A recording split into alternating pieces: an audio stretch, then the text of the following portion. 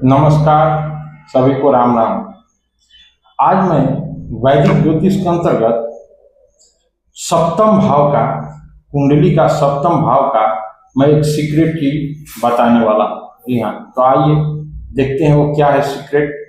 जैसा कि हम जानते हैं कि वैदिक ज्योतिष के अंतर्गत जन्मांक चक्र में, मतलब कुंडली में, किसी के भी कुंडली में 12 प्रकोष्ठ होते हैं और हर 12 का विषय संबंध अलग अलग जिंदगी के जीवन के हर क्षेत्र से होता है। वैसे ही इसमें आते हैं 6th हाउस, 7th हाउस और 8th हाउस। 6ठा भाव जो कि रोग ऋण शत्रु बैरी का होता है और 7म भाव भार्या का यानी पत्नी का होता है और 8वां भाव जो मृत्यु का होता है।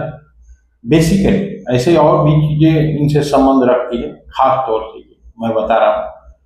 तो इसमें जो है पत्नी का भाव बीच में क्यों होता है, कभी आपने पहले सोचा है? 6वां और 8वां के बीच में 7म भाव, ये तो अंक के अनुसार बीच में आता है। इसी को क्यों मान लिया गया? तीसरे भाव को क्यों नहीं माना गया? 10वें भाव को क्यों नहीं माना गया? इसके पहले कभी आपने सोचा है? नहीं सोचा है तो आइए इस सीक्रेट को हम लोग क्रैक करते हैं, अनलॉक करते हैं कि how it is too much effective in our life to evade all type of mischief in our life. हर तरह के दुर्गति से बचने के लिए ये जो भाव है 7म यानी भार्या भाव उपयोगी है। कैसे? इसके बारे में हमारे महान ऋषि मुनि संत श्री तुलसीदास जी महाराज जी अपने ज्ञात हुए एस्ट्रोलॉजी के रहस्य में लिखे। अब आप सोचिएगा कि तुलसीदास तो सिर्फ लेखक थे, जो आज के आधुनिक हम लोगों को किताबों में देखने को मिलता है, ऐसा नहीं था। वो बहुत महान संत थे और एक मेयर एस्ट्रोलॉजर नहीं थे, एस्ट्रोलॉजर से भी ऊपर थे। जी हाँ, मैं नहीं कहता। उनका रामाज्ञा प्रश्नावली देखिए, 6 घंटा में ही उन्होंने रचना की थी। उसके बारे में भी मैं कभी हिस्ट्री बताऊंगा कि how he was good astrologer, excellent astrologer. ठीक है, तो ये भी मैं कभी बताऊंगा। तो अभी फिलहाल ये जो थी मैं इस पे चलते हैं। तो हमारे तुलसीदास जी महाराज उसके बारे में लिखते हैं, जन्मांक चक्र के बारे में, उसको सुन लेते हैं। जन्म पत्रिका बरत कर देखा हूं मन ही विचार, दारुण बैरी मी चुके बीच विराजत नार। उनका कहना है, इसको एलिब्रेट करते हैं कि जन्मांक चक्र में जो 12 प्रकोष्ठ ज्योतिषियों द्वारा बनाए जाते हैं, मतलब वैदिक ज्योतिष में 12 होते हैं ना खन्ना, इसमें प्रत्येक प्रकोष्ठ जातक के विशेष भाव एवं दशा का सूचक होता है, ये भी हम लोग जानते हैं।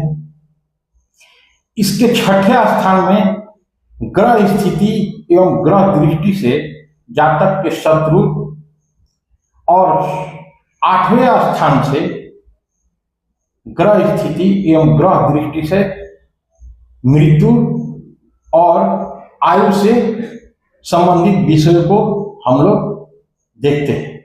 ठीक है, और इन्हीं दोनों भावों के बीच में हमारा आता है 7म भाव।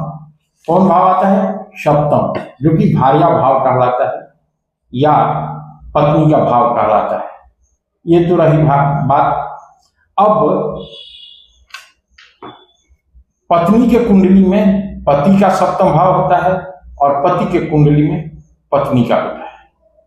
अब देखते हैं कि what is the basic importance because of which we will feel nice in our life. क्या कारण है इस 7म भाव में जिसके चलते हम लोग का जिंदगी में बहुत और जीवन में लाभ होगा? अद्भुत। तो क्या है कि भयानक 6वां भाव बैरी हो गया, शत्रु रोग रूप में हो सकता है या किसी शारीरिक रूप में कोई दुश्मन, कोई आदमी हो सकता है ना। शत्रु रोग भी होता है, शत्रु आदमी भी होता है। तो चाहे जिस किसी भी रूप में हो, अगर जिस पति के कुंडली में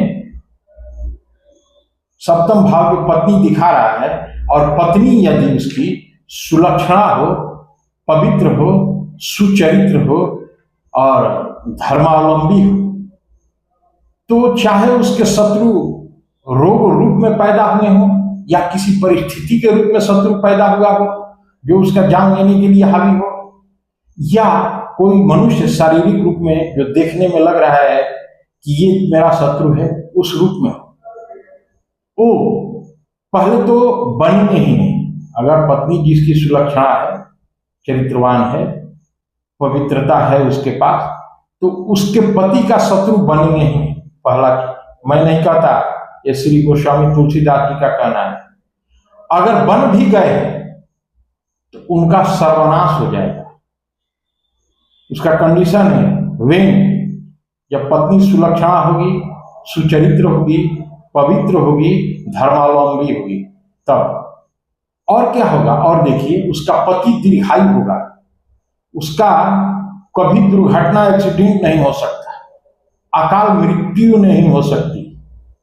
तो क्या वो मरेगा? नहीं मरेगा, लेकिन वो निश्चित अवधि का जो ऑलमाइटी गॉड के दिया हुआ अवधि है, उस अवधि को का जिंदगी पूरा जी लेगा, तब इस दुनिया से जाएगा।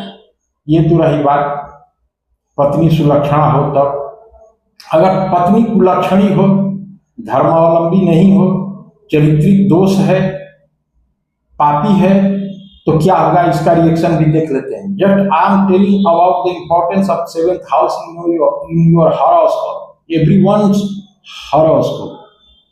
ठीक है, हर एक आदमी के कुंडली के सप्तम भाव के बारे में मैं राज ये बता रहा हूं, चाहे स्त्री हो या पुरुष, दोनों पर लागू होता है। अब वहीं अगर कुलक्षणी हो गई तो पति का अकाल मृत्यु होगा, एक्सीडेंट दुर्घटना में गुजर सकता है, कोई भी उसका दुश्मन होगा तो उसका दुश्मन जो होगा उस पर हावी होगा और जान लेने में उसकी पूरी सक्षमता होगी। किसकी? उस दुश्मन का, चाहे किसी स्थिति के रूप में हो, रोग के रूप में हो या किसी आदमी के रूप में हो। ठीक है, लेकिन अगर पत्नी दुष्टा कुलक्षणा निकल गई तो ऐसा ही हाल होगा। ठीक है, अब आते हैं नारी के कुंडली में, जो पति का सप्तम स्थान है, उसमें भी यही सिचुएशन लागू होगा।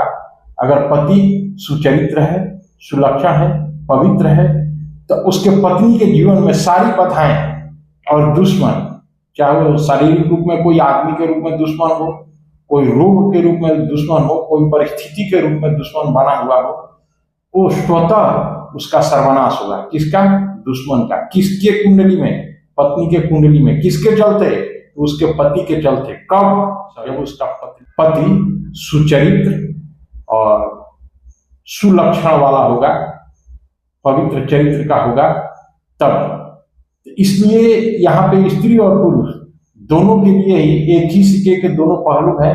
और श्री गोस्वामी तुलसीदास जी ने जो ये बात लिखा, बहुत ही रिसर्च के बाद इन्होंने लिखा है और ये अक्षरशः सत्य है। इसको आप देख सकते हैं, आप फलित ज्योतिष में इसका उपयोग कीजिए और बहुत ही लाभ मिलेगा। धन्यवाद।